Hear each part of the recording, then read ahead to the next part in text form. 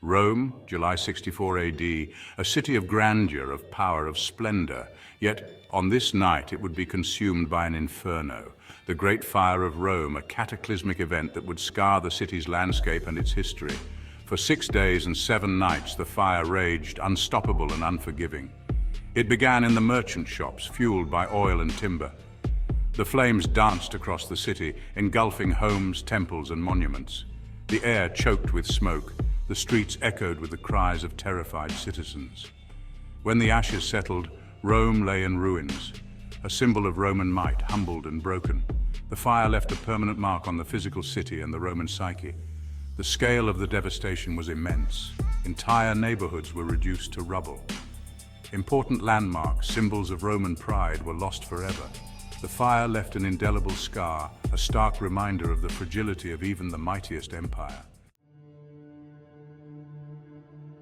As the city burned, a rumor spread like wildfire itself. It is said that the Emperor Nero watched the inferno from a safe distance, and as the flames danced and devoured his city, he played his lyre. He sang of the destruction of Troy, his voice a chilling counterpoint to the screams of his people.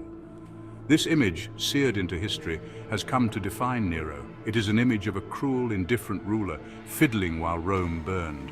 The story of Nero playing the lyre has captivated and horrified for centuries. It is a tale of power unhinged, of empathy lost. How could an emperor be so callous, so detached from the suffering of his people? The image is powerful, evocative, and damning. But is it true?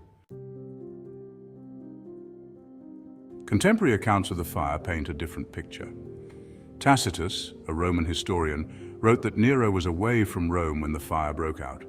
He rushed back to the city, organizing relief efforts and opening his palaces to the homeless. While Nero was known for his excesses and his ruthlessness, there is no concrete evidence to support the lyre story. Tacitus writes of Nero's swift return to Rome, his organization of food and shelter for the displaced, and his efforts to rebuild the city. These actions are not the hallmarks of a man indifferent to his people's suffering.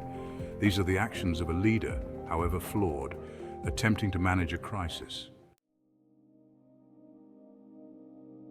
Section 4. Nero's actions, a ruler's response or a tyrant's play. In the wake of the fire, Nero implemented new building codes. Wider streets, fireproof materials, and stricter regulations were introduced to prevent a similar tragedy. He also commissioned the construction of his grand palace, the Domus Aurea. This lavish project, while showcasing Nero's architectural ambitions, was seen by some as a testament to his extravagance and insensitivity in the aftermath of the disaster.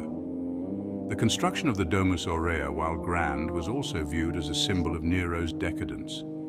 The vast complex, with its artificial lake and golden house, seemed to mock the losses suffered by the Roman people. This perception fueled resentment and contributed to the narrative of Nero as a self-absorbed tyrant. Section 5. The birth of a legend. Whispers turned to roars. The seeds of the myth were sown in the fertile ground of rumor and political maneuvering. Nero had enemies, those who resented his power and coveted his throne. They whispered of his supposed indifference, of his musical performance atop the burning city. These whispers, amplified by time and embellished by each retelling, morphed into the legend we know today. The chaos and trauma of the fire created a vacuum of truth, easily filled by rumor and speculation. Nero's own actions, particularly the construction of the Domus Aurea, provided fuel for his detractors. The legend of Nero playing the lyre, while likely untrue, served the interests of those who sought to demonize him and undermine his rule.